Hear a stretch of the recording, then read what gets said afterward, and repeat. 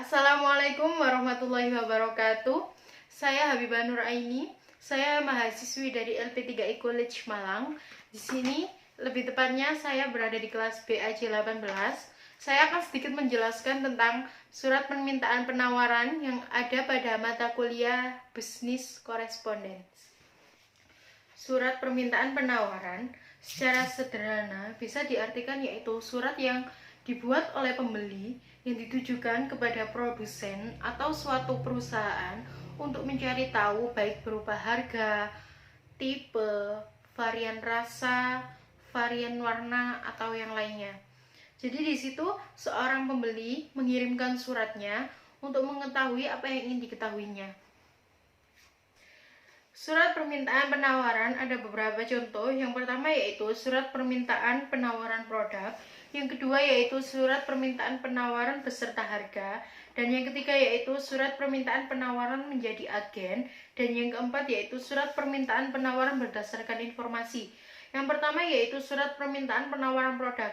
Di situ pembeli mengirimkan surat kepada penjual atau perusahaan untuk memberikan beberapa produknya, memberikan beberapa contoh atau memberikan secara detail bagaimana fungsi produk tersebut atau bagaimana cara pemakaiannya. Yang kedua yaitu contoh surat permintaan penawaran beserta harga, yaitu pembeli mengirimkan surat untuk mengetahui harga-harga masing-masing dari produk. Dan yang ketiga yaitu contoh surat penawaran menjadi agen. Nah, untuk menjadi agen ini seorang pemberi memberikan atau mengirimkan suratnya kepada perusahaan atau penjual itu dengan meminta harga yang lebih murah atau harga grosir. Dan yang keempat yaitu contoh permintaan surat penawaran berdasarkan informasi.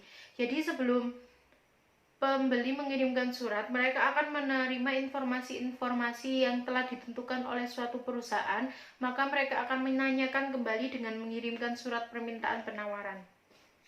Untuk membuat surat pernyataan yang baik, ada beberapa poin yang harus diperhatikan.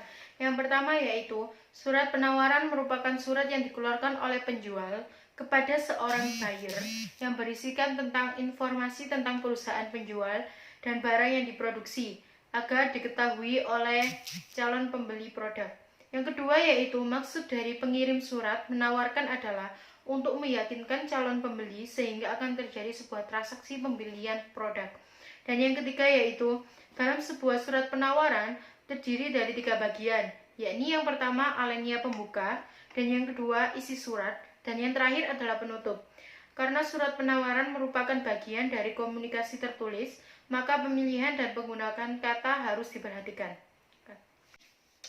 Isi surat penawaran setidaknya harus mengandung beberapa informasi berikut.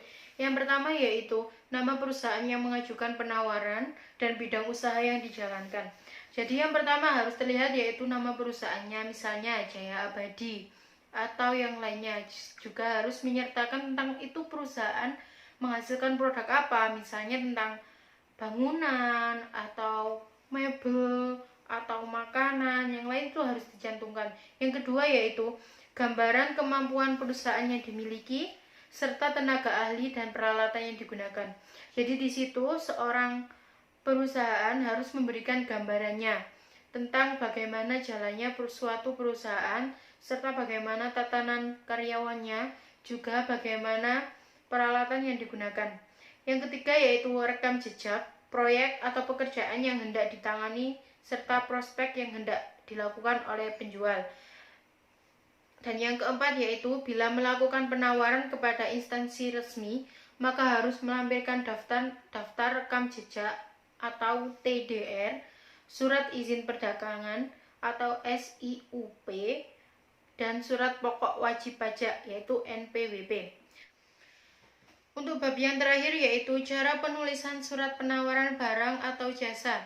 Yang pertama yaitu paragraf pertama dari surat penawaran berisi tentang pemberitahuan tentang hasil produksi atau produk-produk yang dimiliki. Jadi itu berisi tentang hasil-hasil atau produk-produk yang telah diciptakan oleh perusahaan tersebut. Yang kedua yaitu sehubungan dengan iklan yang dibaca atau sehubungan dengan kelanjutan pembicaraan dan lain-lain. Yaitu berisi tentang iklan yang sudah tersebar atau pembicaraan yang sudah dibicarakan oleh penjual dan pembeli. Selanjutnya yaitu surat penawaran berisi tentang informasi lengkap mengenai detail produk yang ditawarkan yang bertujuan untuk memberikan keyakinan kepada calon pembeli. Jadi itu menjelaskan tentang bagaimana produk tersebut diciptakan secara detail. Dan yang terakhir yaitu paragraf penutup, berisi tentang himbauan untuk menjalin kerjasama yang saling menguntungkan. Jadi itu berisi tentang apa yang akan dihasilkan jika ada yang mau bekerja sama dengan perusahaan tersebut. Terima kasih. Cukup sekian apa yang dapat saya sampaikan. Mohon maaf apabila ada salah kata atau salah pengucapan. Sekian dari saya, Habibah Nuraini. Wassalamualaikum warahmatullahi wabarakatuh. Jangan lupa subscribe, comment, and like.